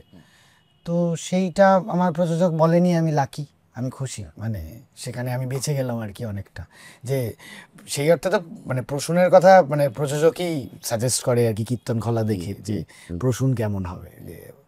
তো আমি তো আনন্দে আত্মহারা হয়ে গেলাম আর কি, যে প্রসূন আমার খুবই প্রিয় অভিনেতা, এবং ওয়ার্কশপ করলাম, একটা রেগুলার বড় ওয়ার্কশপ করেছি। তো এটা আবার কোনোদিন স্কোপ পাবো কিনা জানি না, হয়তো আগামী 2টো কাজ করতে গেলেই আবার একটু এরকম ওই যেটা তুমি বলছিলে আনন্দ মিলে যেতেই হবে, কিছু করার নাহলে আমারই কাজ করা কম হবে। আমি তো সেটা চাইবো না যে এই কাউকে নিতে হবে বলে ওরকম কোনো নিয়ম সেট করেও এগিয়ে যাওয়ার কোনো, কারণ আমার তো গল্পগুলো বলতে হবে, মানে হয়তো 100 হলো না আমার মনের জায়গা থেকে, 80 হলো, কিন্তু গল্পটা তো বলা হলো, সেটা তো বলতে হবে। একগাদা লেখা আছে, কারণ কাজ কম করি তো হোমওয়ার্কের টাইম বেশি পাই, তো গল্প প্রচুর আছে। অনেকে ফোন করে বলে যে এই দিন ডাকলে একটা স্ক্রিপ্ট শোনাতে পারবে, জটা বলবেন শোনাবো, ওইটাই বেশি আছে, করেছি তো কম। তো গল্পগুলো তো বলতে হবে। প্রডিউসার বললে একটু ঝগড়াঝাটি করে একটা মধ্যস্থতায় পৌঁছবো, একদম ওদিকেও চলে যাবো না যাতে পুরো ভেসে যায়, একটা মধ্যস্থতায় গিয়ে দাঁড়াতে হবে, কি করা যাবে। তুমি কোথায় গিয়ে ঠিক করো যে আমি এতটুকুতে সন্তুষ্ট, আর আর কোনটাকে তুমি বলো যে এটা আমার চাই। আর অভিনেতা হিসেবে তুমি বললে আমি খুব সস্তা খাবার খাই কিন্তু পুষ্টিকর খাবার খাই। আজকে তোমার যদি একটা ক্যাপ্টেন হুডার শো থাকে, বা ধরো আমাদের নাটকটারই শো থাকে, তার আগের দিন তোমার খাবারের রুটিনটা কিরকম হয়ে যায়? এই দুটো প্রশ্নে আমি সন্তুষ্ট থাকি যখন আমি দেখি যে আমার মাসের শেষে যা রোজগার হলো তাই দিয়ে আমার মাসটা কাটিয়ে দিতে পারলাম, যা রোজগার হলো। এটা যদি আমি অর্থনৈতিক ভিত্তিতে বলি, আর যদি শিল্পগত জায়গা থেকে বলি, সেটাও খুব জানা হ্যাঁ, সেটারও বোধ হয় অনেক খুঁতখুঁতানি থেকে যায়। থিয়েটার, ওই যে কেন তুমি বলছিলে যে থিয়েটার কেন তোমাকে সবচেয়ে বেশি অ্যাট্রাক্ট করে, যেটা হয়তো বাকি মাধ্যমগুলো অতটা করে না। আমি যদি আন্তিগুনে নাটকটা দিয়ে উদাহরণ হিসেবে বলছি, আন্তিগুনে নাটকটা, হ্যাঁ, শুধুমাত্র উদাহরণ হিসেবেই বলছি যে একটা নাটক ফার্স্ট শো আমাকে যেই এক্সপিরিয়েন্স দেয়, আজকে যখন 22তম শো করি তখন সেই এক্সপিরিয়েন্সটা পাল্টে গেছে। এই যে রোজ পাল্টে যাওয়া, রোজ আমার পাল্টে যাওয়া, আমার বড় হয়ে যাওয়া, আমার চারপাশের সমাজটা রোজ পাল্টে যাওয়া, এই সুযোগ আমাকে থিয়েটার দেয়। আশ্চর্য বাঁচা। হ্যাঁ, আশ্চর্য বাঁচা। আমি আন্তিগুনে প্রথম যেদিন করছি সেদিন আমার রাজ্য রাজনীতি, আমার বেঁচে থাকা, আমার ব্যক্তিগত চলা যেটা ছিল, আজকে সেটা 4-5 মাস কেটেছে, বেশি দিন কাটেনি, তাতে কিন্তু অনেকটা পরিবর্তন হয়ে গেছে। ফলে তুমি কোথায় বলবে যে আমি সন্তুষ্ট হব? সন্তুষ্ট হওয়ার জায়গা নেই, কারণ কালকে যখন আবার শো হবে তখন আবার আমার সন্তুষ্ট হওয়ার জায়গা নেই, আবার আরেকটা নতুন ডাইমেনশনে আন্তিগুনে নাটকটাকে খুঁজে পাওয়ার প্রচেষ্টা আমার চলতে থাকবে। আমি একটু ডিরেক্ট আসি এবার। ধরো আজকে এই মুহূর্তে এসএসসি ভবনের সামনে প্রচুর মানুষ শুয়ে আছে। এই যে ঘটনাটা, এটা যদি আগামী পরশু আন্তিগুনে করো, এই দৃশ্যটা, এই দৃশ্যকল্পটা কি তোমার মাথায় কাজ করবে আন্তিগুনে করার সময়? অবশ্যই কাজ করবে। এবং যদি তুমি প্রোডাকশনটা দেখো, তুমি তো অভিনেতা, এবং কোথাও একটা আমাদের রাজনীতি বোধটাও কোথাও এক জায়গায় হয়তো মেলে, সেই জায়গা থেকে হয়তো আমার মনে হয় তুমি কোথাও কানেক্ট করতে পারবে যখন আমি সংলাপগুলো বলি।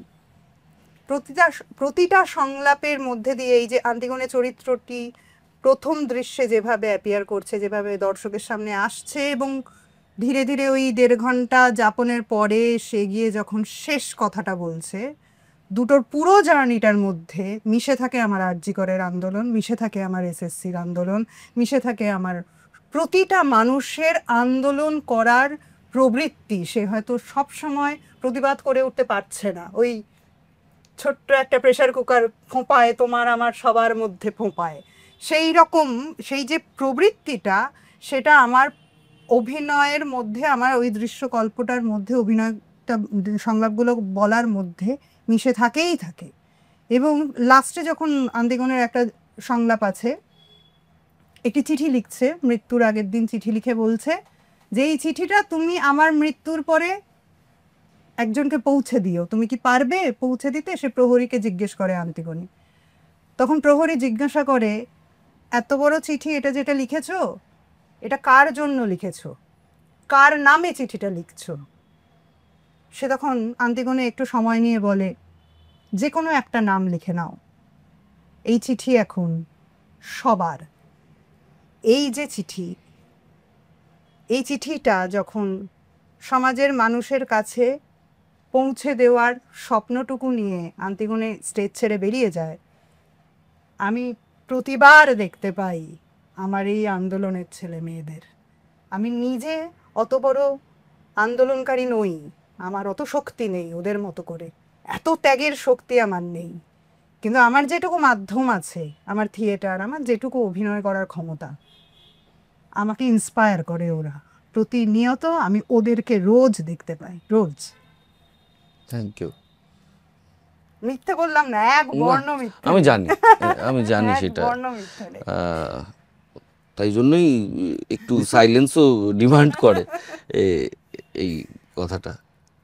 কীর্তন খোলা কাগজে কলমে একটি অ্যাবসার্ড অ্যাটেম্পট, মানে না হওয়া অবধি এটাকে আত্মহত্যা বলা উচিত ছিল। মানে আমি জানি না, আমি তো দেখেছি তৈরি হওয়ার পর, আমি তো প্রসেসটাতে ছিলাম না। আমি তো ভেবেছিলাম পকেটে রেজার নিয়ে ঢুকবো, 3 ঘন্টার নাটক, দাড়ি টাড়ি কাটতে হবে, কিন্তু তারপর দেখলাম কোথা দিয়ে যে কেটে গেল। তো এক তো ভাষাগত একটা চ্যালেঞ্জ আছে, খুব সহজ শহুরে বালিগঞ্জের ভাষা কীর্তন খোলার নয়। পৃথিবীটার ম্যাজিকও আছে, চ্যালেঞ্জও আছে। তারপর ওরকম একটা হিউজ ক্যানভাস, 3 ঘন্টার নাটক, কেন মনে হয়েছিল এই আত্মহত্যাটা করি? জানি না, টেক্সটটা না আরো বড়, মানে অরিজিনালি এটা আর একটু ছোট করা। মানে আমি কেন বাজেভাবে নামটা ভুলে যাচ্ছি, সেলিম আল দিনের লেখা। আমাকে সাইদ মুস্তাফা সিরাজ বলতে গিয়েও আটকালাম দুবার। ঠিক আছে, যাই হোক, হ্যাঁ, সেলিম আল দিনের এই নাটকটা অনেকটা বড়। তো এটা যদি গোটাটা করতে হতো, মানে সেটা 6.5-7 ঘন্টা লাগতো আর কি। তো একটি সিনেমা আছে কীর্তন খোলা বলে, সেটাতেও সেলিম আল দিন খানিকটা সংলাপ লিখেছেন। সেলিম আল, একটা কথা শুধু বলিনি, সেলিম আল দিনের মূল নাটকটার ভাষা কিন্তু আরো কঠিন, আরো কঠিন, একদম সেই গ্রামীণ বাংলাদেশের গ্রামীণ, মানে যেটা একদমই আমরা বুঝতেই পারবো না। আমি পড়ে বুঝতেই পারছিলাম মানে না প্রায়। সিনেমাটা দেখা খুব জরুরি ছিল হ্যাঁ, তখন, সিনেমাটা অনেক সহজ, কলোকিয়াল অনেক, আমাদের বোঝার মতো। হ্যাঁ, তো আমরা আমাদের দলে কখনো না এরকম এতটা মেঠো, সেটাই তোমাদের সাথে সাহিত্যধর্মী উপন্যাস ধর্মী মূলত। এখন তো ওই রিলে আমাদের মানে 30 সেকেন্ড থেকে 1 মিনিট। হ্যাঁ হ্যাঁ, তো এই নাটকটার ক্ষেত্রে মাইন্ডসেট কিরকম একটা দারুণ এক্সপিরিয়েন্স হয়েছিল, এটা বলিনি কোনোদিন, শেয়ার করলে মজা হবে।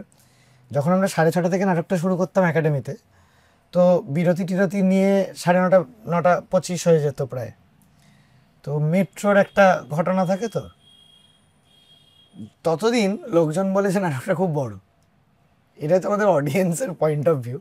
যেদিন থেকে আমি 6টায় করে দিয়েছি শোটা, আর কেউ কোনোদিন বলেনি নাটকটা বড়, কারণ সবাই বড়টা ক্যালকুলেট করে নাটক দিয়ে নয়, ফেরার টাইম ধরে বা পরের কাজের সঙ্গে কতটা। যে 6টায় আমি একটা সিনেমা দেখতে ঢুকলাম, 8:30টায় কোথাও পৌঁছানোর কথা, 8:25 হয়ে গেছে, সিনেমাটা বড়। সিনেমাটা বড় না, আমার 8:30টায় ঢোকা ছিলটা হচ্ছে ঘটনা। তো এটাকে দোষ দিয়ে দেয় সিনেমাটাকে বা নাটকটাকে। তো তারপরে আর নাটকটা খুব একটা কেউ বড় বলেনি।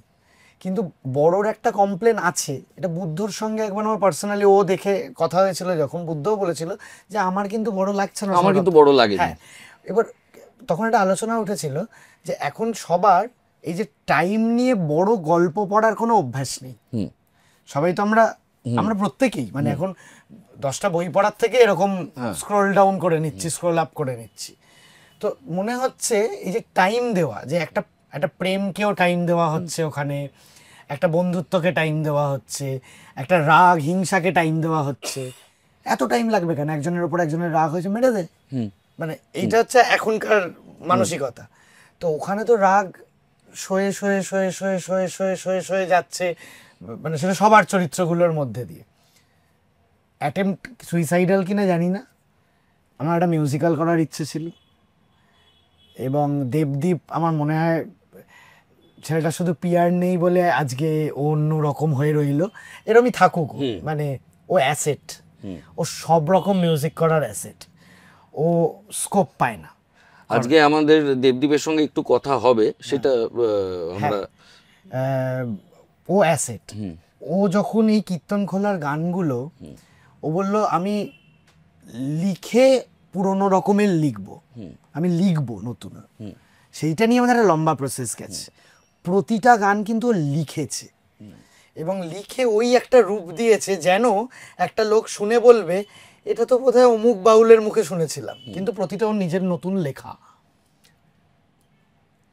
এবং মনে হলো যে এইরকম একটা ক্যানভাসে একটা ট্রাই করি। তো সেটা আমাদের খুব আনন্দ হয়েছে আর কি পুরোটা হওয়ার পর, এবং স্বীকৃতি যেটাকে বলি আর কি, বেশ কটা স্বীকৃতি পেয়েছে কীর্তন খোলা নানান মানে অন্য স্টেটে। খুব আনন্দ হয়েছে যে এইরকম একটা প্রোডাক্ট আমাদের, এরকম একটা প্রজেক্ট আমাদের দলের আছে। এটা তোমাকেও প্রশ্ন দুজনের, কারণ তুমিও থিয়েটার মেকিং এর প্রসেসের সাথে জড়িয়ে থাকো, তুমি তো থাকোই, আর অভিনেত্রী হিসেবেও এই অভিজ্ঞতাটা আমার জানার, যে 2 মাস 3 মাস 4 মাসের প্রস্তুতির পর first bell, second bell, third bell হলো, 1.5 ঘন্টা 2 ঘন্টা গেল, ভাইব তো বুঝলে যে ভালো হয়েছে হয়তো, তারপর যখন পর্দাটা পড়লো বা তোমরা কার্টেন কলে গেলে, সেই মুহূর্তটায় কি হয় তোমাদের? আমি দেখো, আমি খুব এমনি ইমোশনাল লোক। এবার আমার ওই ফার্স্ট ডে ফার্স্ট শো আমি সামলাতে পারি না নিজেকে, মানে এইটার জন্যই বেঁচে থাকা মনে হয়, যে এইটাই করতে চেয়েছিলাম, যে কার্টেনটা পড়ে যাওয়ার পর এই কালকেও আমি দলে সবাইকে বলছিলাম হচ্ছে যে সবাই এরকম হেলান দিয়ে কালকে একটু বসেছিল, হেলাম 10 তারিখ রাতে দেবো হেলানটা, হ্যাঁ আজ এখন নয়, মানে এখন হেলান দিস না কেউ। আমি আর হেলান দিচ্ছি না। সহজ কথা হেলান দিতে পারবো, হ্যাঁ ওর রিহার্সাল রুমে, হ্যাঁ তো হেলান দিস না 10 তারিখ, মানে ওইটা না একটা মানে 1 বলে 6-এর মতন হয়, মানে ওয়ার্ল্ড কাপে 1 বলে 6, কিংবা স্টপেজ টাইমে 93 মিনিটে স্কোর করে 3-2 হলো আর কি, মানে ব্যাপারটা এরকম। ওই পর্দাটা পড়ার পর আমি জানি না মানে ওটা যে কি হয়। আমার মনে আছে হেনরি কোথায় কীর্তন খোলার শো এর পরে শঙ্কর দেবনাথ, মানে যে বাগানু করার পর একাডেমি চত্বর খালি হলে লোকটাকে বের করা হতো, না হলে ছেঁকে ধরতো, খামচে টামচে দিত লোকজন টাচ করবে বলে।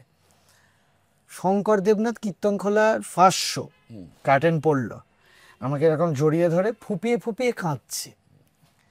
এই লোকটার আজও হচ্ছে এটা, ফুপিয়ে ফুপিয়ে শঙ্কর দায় পুরো এইখানে ফিল করতে পারছি কাঁদছে। সেম জিনিসটা হেনরি কোথায় ফার্স্ট শো এর পর আবার শঙ্কর দা, সেকেন্ড শো থেকে হচ্ছে না, কিন্তু সেকেন্ড শো থেকে নিজে কি করে ভালো করব সেই লড়াইতে মেতে গেছে। প্রতিদিন কি করে আমি আমার কি কি ভুল হয়েছে আগের দিন সেগুলো আর হবে না আমার ভুল, আমি নতুন ভুল করব, পুরনো ভুলটা আর করব না, এই লড়াইতে মেতে গেছে। কিন্তু ওই যে আমি এইখানে 2টো শো, ফার্স্ট শো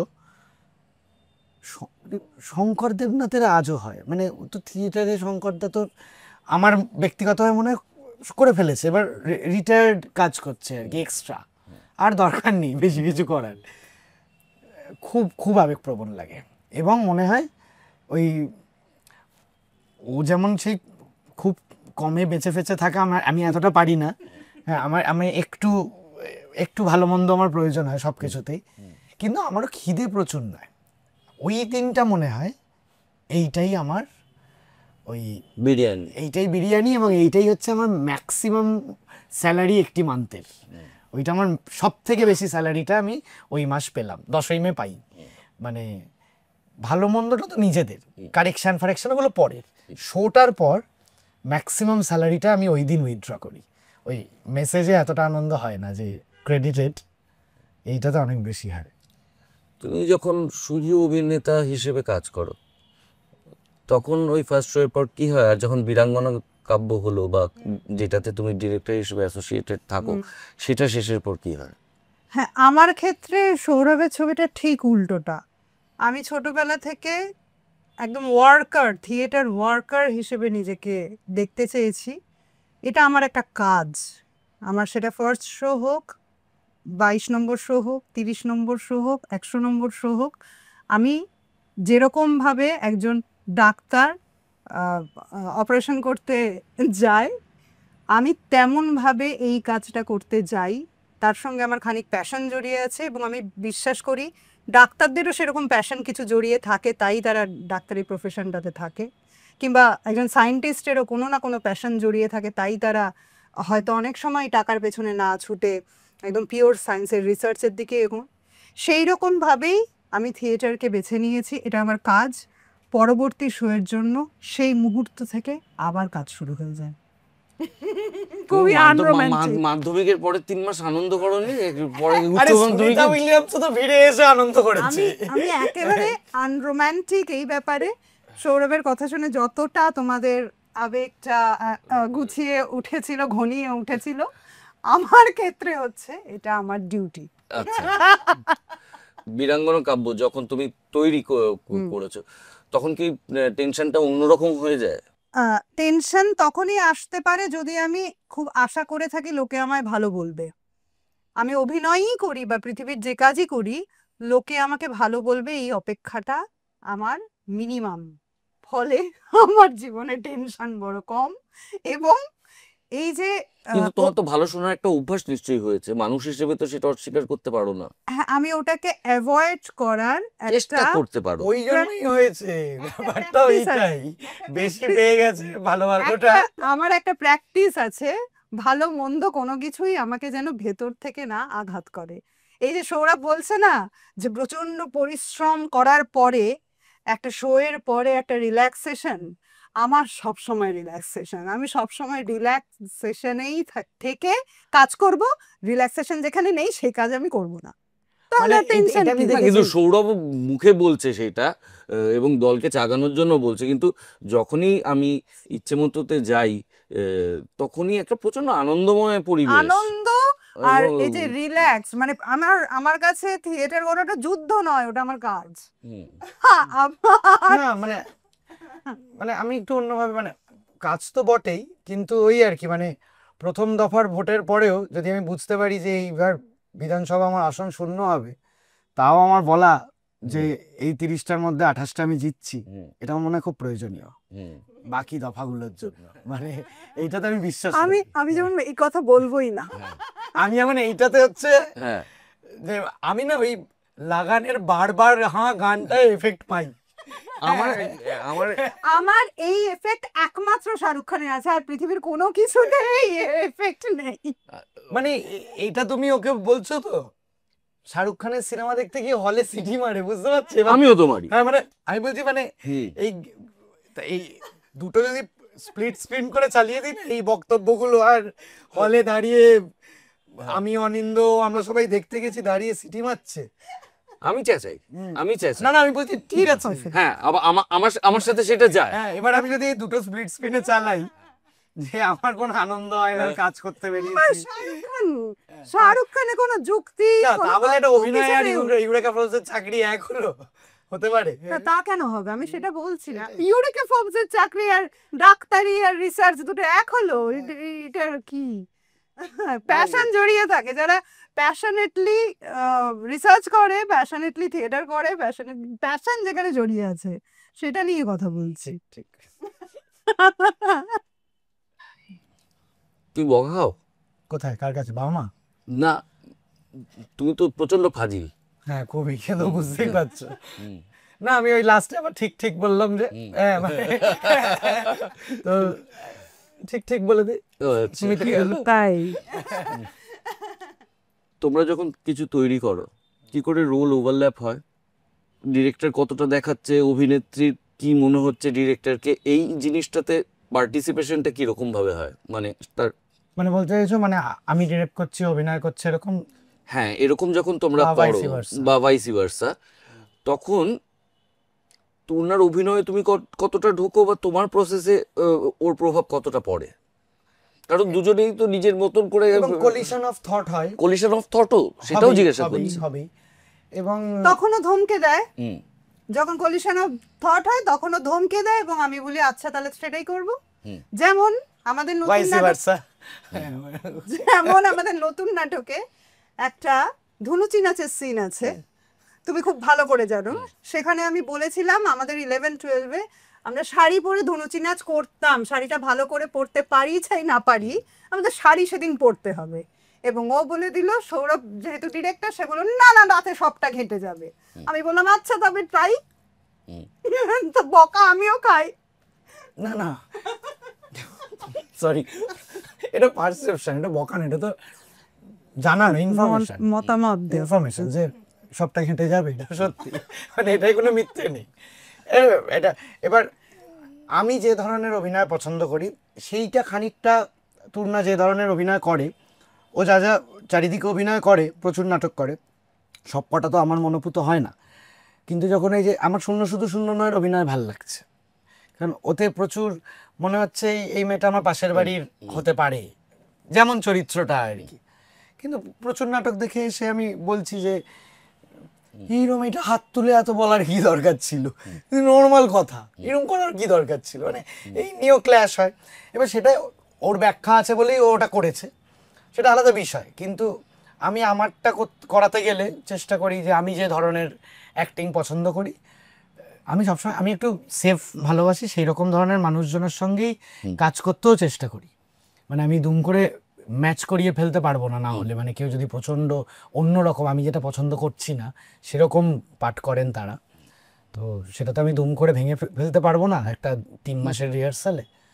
তো ওইটা নিয়ে একটু ক্ল্যাশ হয়, আবার একটা মধ্যস্থতায় পৌঁছয়।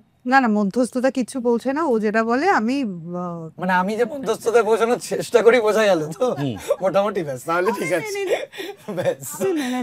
আচ্ছা, তাহলে যখন প্রসঙ্গ এতবার এসেই গেছে ঘুরিয়ে ফিরিয়ে, আমরা তিনজন যেখানে কমন সেটা হচ্ছে যে জানলাগুলোর আকাশ ছিল। এই নাটকটা 10ই মে আমরা ফার্স্ট প্রোডাকশন করছি, তো নাটকটা নিয়ে বলো। নাটকটা তুমি বলো, তোমার পডকাস্টে তো তোমার বলা হয় না, তুমিই বলো। নাটকটা নিয়ে দেখো, আমাকে সহজ প্রশ্ন করেছিল যে জানলাগুলোর আকাশ ছিল এবং উইয়ার্ড নাম কেন। স্বাভাবিক, হ্যাঁ। তো আমার ওকে বোঝাতে হলো, সেটাই আমি বলি, তাহলে মনে হয় অনেকটা বোঝা যাবে যে দেখ, আমার ছোটবেলায় আমার একতলা ঘরটায় খুব সুন্দর মাঠ দেখা যেত এবং সেখান থেকে আমি সূর্যাস্ত দেখতে পেতাম, বিকেলে খেলা দেখতে পেতাম। হঠাৎ ওখানে আরেকটা বাড়ি তৈরি হয়ে গেল, তারপর ওই জানলা দিয়ে আর আমি আকাশ দেখতে পেতাম না, তারপর আমার দোতলায় যেতে হতো। ওই জানলাটার ভাগ্য থেকে আকাশটা চলে গেল। তো সব জানলার ভাগ্যে আকাশ থাকে না এই নাগরিক জীবনে, ঠিক কিছু কিছু জানলার ভাগ্যে থাকে। তো এই চরিত্রগুলো সেই জানলাগুলো যাদের প্রত্যেকের নিজস্ব আকাশ ছিল। প্রথম কথা, আমি গল্প দুটো পড়েছিলাম যার থেকে যাকে ভিত্তি করে সৌরভ এই নাটকটা লিখেছে। আর মাঝে সৌরভ অনেকগুলো ছোট ছোট উত্তর কলকাতায় গিয়েছিল ছোট ছোট কতগুলো কাজ করবার জন্য। আমি এগুলো জিজ্ঞেস করেছিলাম, কী করছিস, কী কারণে? বলছে একটা জিনিস ভাবছি, একটা কাজ করবো বলে ভাবছি। বললাম তাই? তারপরে বলে যে এরকম একটা নাটক করবো বলে স্থির করেছি, বলে ওইটুকুই শেষ হয়ে গেছিলো। তারপর আমি বললো যে তুমি কি একটা ছোট পাঠ করে দেবে? তা আমি বললাম যে ছোট বড় নয়, আমি এটার সঙ্গে সম্পূর্ণভাবে থাকতে চাই। তার কারণ হচ্ছে এই গল্পটা আমার অতীতের, আমার শৈশবের, আমার মননের, আমার যাপনের, আমার বেড়ে ওঠার, সামগ্রিকভাবে আমার গল্প হয়ে ওঠে। আমার কাছে অনেকগুলো ছবি আস্তে আস্তে সামনে আসে, সরে সরে যায়। সেই গল্পে আমি যদি যাপন করতে পারি অভিনেতা হিসেবে, সেটা আমার পরম প্রাপ্তি। আর একই সঙ্গে সৌরভের সঙ্গে আমার কোনো কাজ করা হয়নি কোনো দিনও। আমি অনেকের সঙ্গে কাজ করছি নিজের দল ব্যতি রেখে। সৌরভের সঙ্গে কাজ করাও একটা কী বলবো, একটা অন্য এক্সপিরিয়েন্স। ও আমার থেকে বয়সে অনেক ছোট, কিন্তু অত্যন্ত কুশলী এবং মন প্রাণ দিয়ে থিয়েটারের কাজটা করে। সেইটা করবার জন্য কিন্তু একটা তাগিদ আমার মনে অনুভব আমি করেছিলাম, সেই কারণেই কাজটা করা।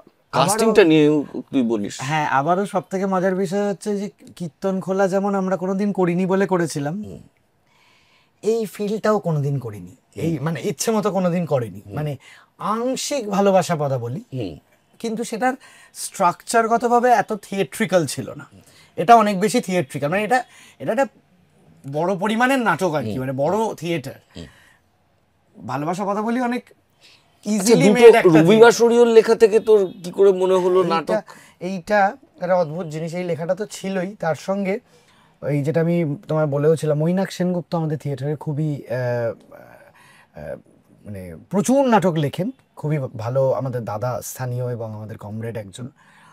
মৈনাক দা আমাকে একদিন হঠাৎ করে বলে যে ওই দুটো লেখা পড়েছো তুমি? তখন আমার দুটো পড়া নেই, একটা পড়া।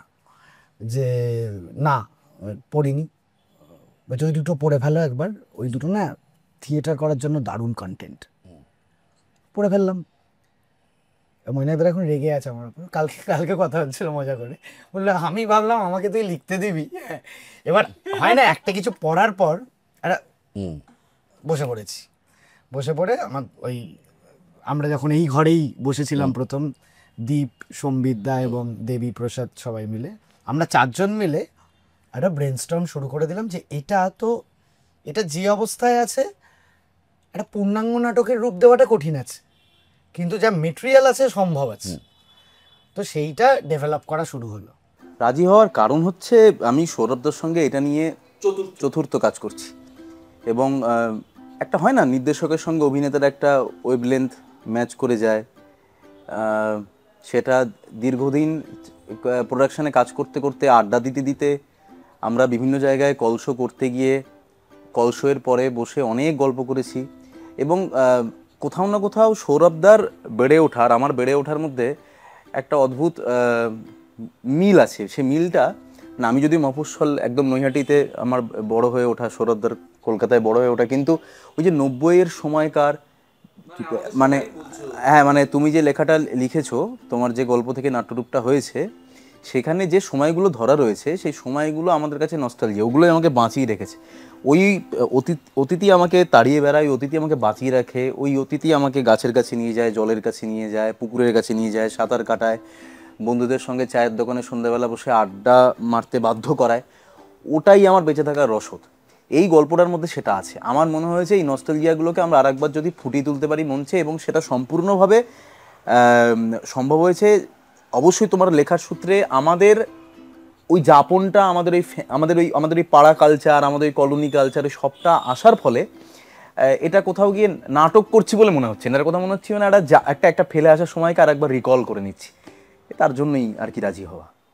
এবং মনে হলো যে এইটা খুব প্রয়োজনীয়, কারণ এটা কোথাও একটা আর্কাইভ থাকার মতন, যে আমরা কেমন ছিলাম, কেমন আছি, বা আগামীতে কেমন থাকতে পারি, সেটা রাজনৈতিকভাবে, বন্ধুত্বগতভাবে এবং সামাজিকভাবে। পুরো রাজনীতি তো অবশ্যই, যে এইটা একটু নিজেরাও পাতা উল্টে দেখার মতন একটা সাবজেক্ট। যে খুব স্বাভাবিকভাবে আমরা তিনজন এখন এখানে বসে আছি, এই বয়সে যদি আমরা সবাই নিজেদের ছোটবেলাটা রিভিজিট করতে পারতাম এই বয়সে, বাকি ওরা সবাই ছোট হয়ে গেল।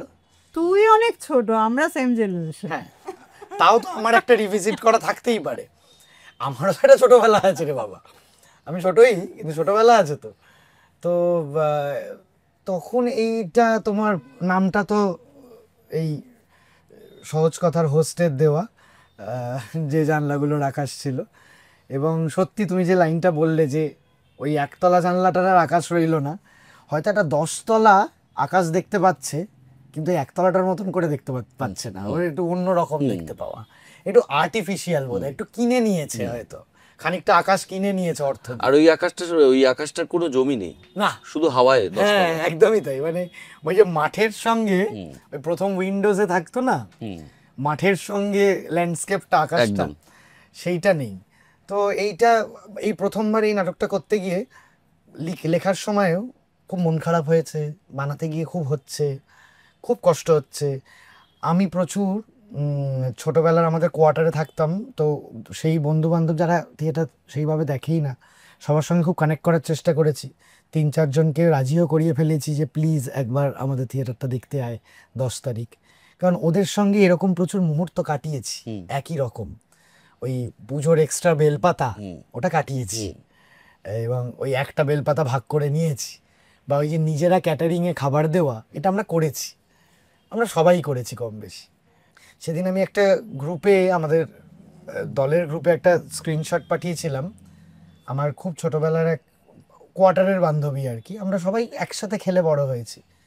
এইসব আসার জন্য সবাইকে যোগাযোগ করতে গিয়ে যখন নক করছি, সে লিখেছে, আমি স্ক্রিনশটটা ওদেরকে পাঠিয়েছিলাম, বাকি আমাদের দলের যারা এই লড়াইতে আছে, বলছে খুব ব্যস্ততা রে, বাবার তো শরীরের অবস্থা খুব খারাপ, এখন এই ট্রিটমেন্টের আন্ডারে আর কদিন আছে জানি না।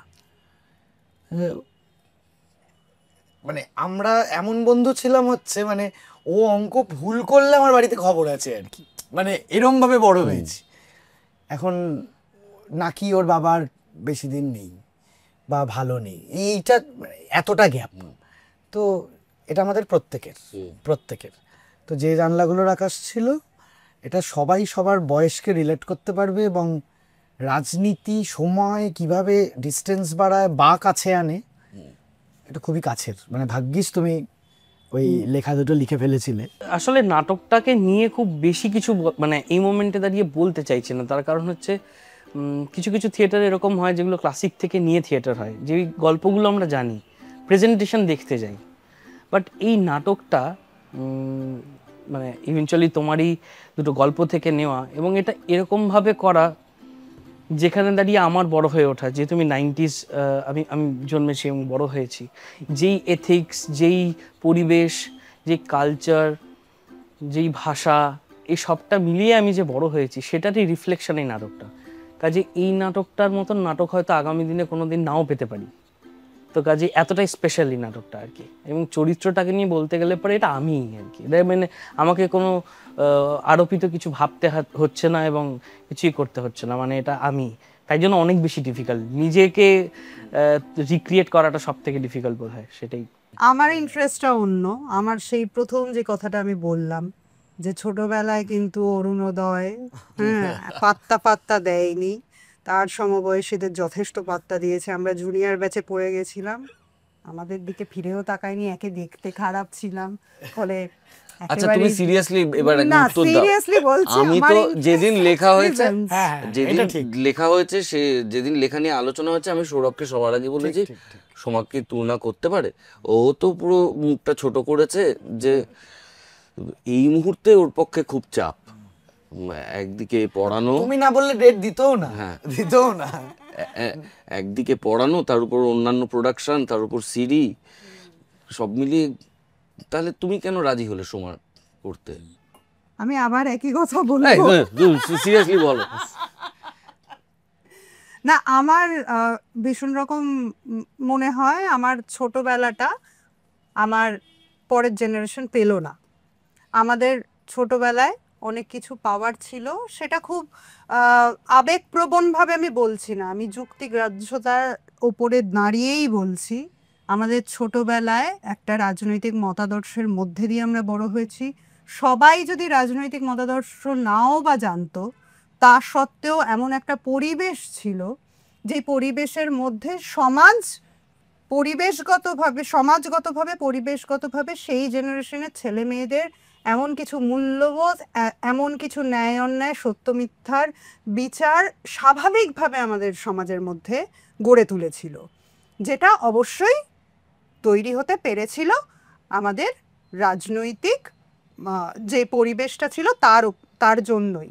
এখন আমি ব্যথিত, কারণ আমার মেয়েকে আমি সেই ন্যায় অন্যায়, সত্য মিথ্যার বোধই দিতে পারছি না। আচ্ছা তুমি এখানে রাজনৈতিক আবহের কথা বলছো, কিন্তু এটা কি আমাদেরও ব্যর্থতা নয়? ধরো আমি ছোটবেলায়, তুমিও ছোটবেলায়, তোমার বাবা মা অনেকের দিকে এগিয়ে দিত, দেখ ওই আন্টিটার বাড়িতে অনেকগুলো বই আছে। এখন আমরা এগিয়ে দিই এরম ভাবে, নাকি আজকে অর্থটাই আমাদের কাছে গুরুত্বপূর্ণ হয়ে যাচ্ছে কাউকে গুরুত্বপূর্ণ বলার ক্ষেত্রে? তুমি এককভাবে লড়াই করতে পারবে না। তোমাকে যদি এই সমাজের আর ৯৯টা মানুষের সঙ্গে তাদের চাওয়া পাওয়া, তাদের মূল্যবোধের ন্যায় অন্যায়ের যে সংজ্ঞা, তার সঙ্গে যুঝে চলতে হয়, তাতে প্রচণ্ড ধাক্কা খেতে হবে। এবং তার সঙ্গে যুঝেও আমি জানি তোমার ছেলে হয়তো যদি 10টা মোবাইলে ভিডিও দেখে, তার সঙ্গে সঙ্গে একটা বই টেনে নেবে। আমার মেয়েকেও আমি বাধ্য করব সেটা করতে, কিন্তু সম্পূর্ণ সমাজ সেভাবে চলছে না। তো সেখানে যদি আমার বলার থাকে যে না, যেভাবে এখন চলছে সেটা আমাদের ছোটবেলায় ছিল না, আমাদের ছোটবেলায় সবটা পারফেক্ট ছিল এমন নয়, কিন্তু আমাদের ছোটবেলায় এমন কিছু ছিল যেটা এখনো থাকা উচিত ছিল, এটা বলার জন্য আমার মনে হয় আমাদের এই নাটকটা করা দরকার। সেটা আমার মূল ইন্সপিরেশন এই নাটকটার ক্ষেত্রে। ও যেরকম চ্যালেঞ্জ করেছে সেরকম কাজ করার স্বাধীনতাও দিয়েছে। আমি মেলাতে গেছি যে ও কি চাইছে, সেটা খোলামকুচির ক্ষেত্রেও, সেটা প্রথম দিন ক্যাপ্টেন হুডার ক্ষেত্রেও, সেটা যে কোনো কাজের ক্ষেত্রে। এবার ও একটা জিনিস ভাবছে, এবার যখন সেটা একটা রেকর্ড করার মতন কোনো কিছু একটা জিনিস হয়, ধরো একটা ওয়েব সিরিজ বা একটা সিনেমা, সেই ক্ষেত্রে যেটা হয় যে একবারই সাজাতে পারবো, ওটা বারবার আর চেঞ্জ করতে পারবো না।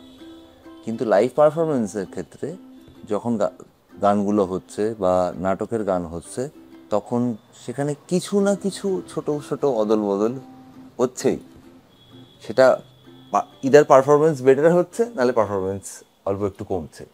তো এই জায়গা থেকে দাঁড়িয়ে আমার শুধু যে কাজ করেছি সেটা নয়, বিশ্বাসও করেছি।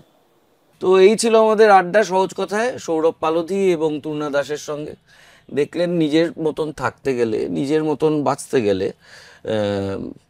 কিছু জিনিস মেনে চলতে হয়, কিছু জিনিস মানিয়ে নিতে হয়, এবং সেটা যারা হাসি মুখে পারে তারাই জানলার আকাশ খুঁজে পায়। যে কারণে আজকে ওরা 4 চাকায় এসেছে, দুজন দুটো স্কুটারে, এবং ওরা এতেই আনন্দে আছে। ওরা ভালো থাকুক, ওদের 3টে হেলমেট ভালো থাকুক, এই আশা রেখে আমরা আমাদের এপিসোড শেষ করছি।